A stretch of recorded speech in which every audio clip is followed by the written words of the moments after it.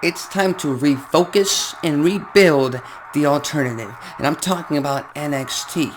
Because even though I've only been watching that content, that product, the black and yellow of NXT, since 2018, as a matter of fact, it's always been the best in-ring belt-to-belt action that WWE has to offer. And that is something that they lost once they started competing head-to-head with AEW in the Wednesday Night Wars, a war which they quote-unquote lost. And many fans lost because they weren't able to tune in and watch both shows, but now they can. So now the Black and Yellow brand should refocus on rebuilding themselves as the alternative. The alternative that many fans first discovered it as and then subsequently fell in love with. Because I remember back in 2012, I had no idea NXT existed. Previously, it replaced ECW as a third brand in the WWE on the Sci-Fi Network in 2010. And I thought that was a good move. It was a better move because ECW was never deemed as equal in WWE's importance. It was never truly the previous incarnation of ECW, of what Paul Heyman brought to it back during the revolutionary 95, 96, all the way to 2000, 2001 years. It wasn't that, and WWE was not going to allow that to happen. So when the WWE moved on from ECW and turned it into NXT, that was a good move on a small basis, because it was essentially a game show. It was essentially Tough Enough on a weekly basis with the live crowd, with game shows and contests and pretty much reality TV that kind of didn't work. So I tuned out after season 2. I can't even remember who the season 2 winner was. I think Michael McGillicuddy, now Joe Hennig, Curtis Axel, whatever you want to call him. I think he was runner-up. I can't remember who won. Caval just did. Caval, the man formerly known as Low Key, won that season 2. Whew, that was going to haunt me all day.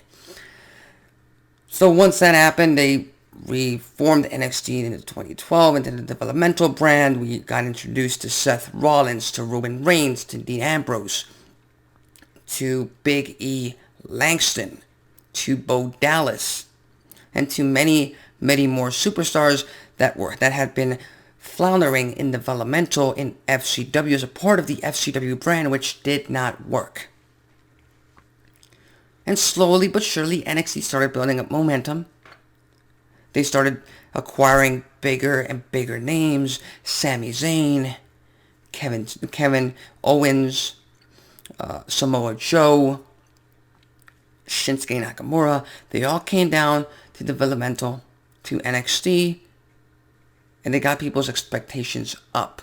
More people started to tune in to the developmental brand. Not to mention, you had Charlotte Flair, you had Sasha Banks, you had Becky Lynch, you had Bayley, you had the start, the true beginning of the women's evolution in NXT. The true steps needed were taken first from NXT to the main roster. Is essentially why we got the NXT Women's Championship and not the NXT Divas Championship. So my first experience with the NXT brand was, one hell of a show. It was TakeOver Philadelphia in January 2018. And I'm not going to talk about the entire card because I can't remember most of it, but the one match I do remember was the main event. NXT's ultimate underdog, the heart and the soul of NXT, Johnny Gargano, challenging a man who was on a roll, a man who had defied expectations, a man who he himself was an underdog until Zelina Vega came into his life, came into his career, and turned him around. And of course, I'm talking about Andrade Cien Almas. Yes, that was his full name in NXT, and they put on one hell of a contest. And that was my first experience with NXT. And from that point on, I was hooked with the black and yellow brand.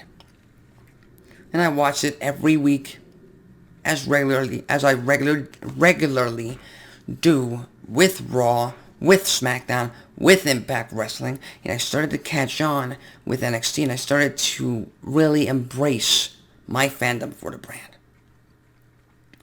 But somewhere along the way, like I said, 2019, 2020, once they started competing with AEW, they started doing things to increase the shock value, to bait fans into watching NXT on the USA Network and not to watch AEW Dynamite.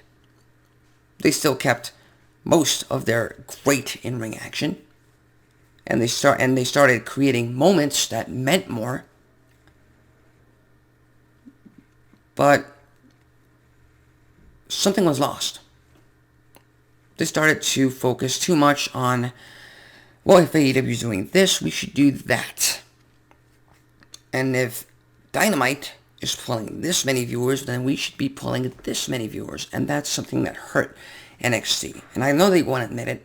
They won't admit the fact that that they were looking at the competition and then trying to compete with it. But they were. It's just a fact of things that they were. Now's the time for NXT to rebuild. They've got one hell of a veteran roster.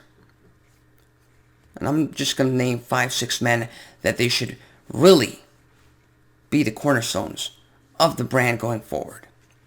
I'm talking about Adam Cole. I'm talking about Tommaso Ciampa and Johnny Gargano. I'm talking about Karrion Kross and Finn Balor. Those 5 men should be leading NXT for the next year, next 2 years.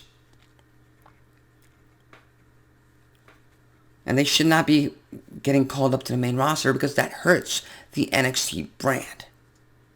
Really establish the brand again.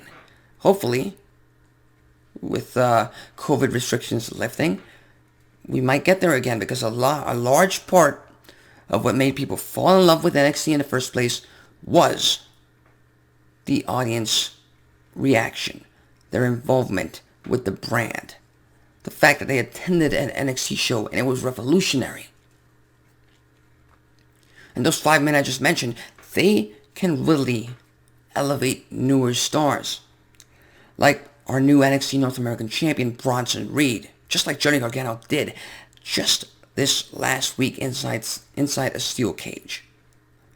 They can elevate Kushida and Santos Escobar. They've really made the Cruiserweight Championship one of the most important titles in NXT today. One of the most exciting titles in NXT today. You can also elevate guys like Pete Dunne and Kyle O'Reilly and Timothy Thatcher and many, many more who should be a part of the NXT main event scene in the upcoming months, in the upcoming years, and for years and years to come. Not to mention the women's division. Again, Candice LeRae and Indy Hartwell, the current NXT Women's Tag Team Champions. Raquel, the current NXT Women's Champion. Not to mention Shotzi Blackheart, Ember Moon, Dakota Kai, Io Shirai, and many more are coming up. If I were in charge of NXT, I would not let any single one of these get caught up to the main roster in the next 6 months, possibly a year. Really give us that identity that NXT brought to us back in 2018 when they had Andrade Cien Almas and Johnny Gargano and Tommaso Ciampa, Aleister Black, and the Velveteen Dream. Give us all of that back. And just stay put with the takeover events. The takeover events are perfect. It's something that, at first, it didn't bug me. It just surprised me that takeover only had 4 or 5 matches on a card, when usually I've been accustomed, and many fans are accustomed, to having pay-per-views be 7, 8, 9 matches at a time. Not NXT. 4 or 5 matches, 25, 30-minute bouts. Best. Bell to bell, in-ring action to this date. And that is something that NXT should definitely be focusing on in the very near future. So with that said, That's what I would focus on if I were in charge of the black and yellow brand. For obvious reasons, I'm not in charge. I shouldn't be because I don't have the experience. But the people who are in charge, namely Triple H, just focus on getting the fans back to that feeling that they had on social media and in arenas when they invaded Raw and when they invaded SmackDown and when they beat them, both brands, both top brands in WWE at Survivor Series 2019. And just a feeling that evoked in all wrestling mediums. So with that said, I've been Alexis Carrillo. Tune in later tonight on the USA Network to see what NXT brings to us tonight and in the upcoming weeks. Finn Balor versus Karrion Kross. 2, the main event for tonight. What more can you ask for? Again, I've been Alexis Carrillo. Have a great rest of your Tuesday night.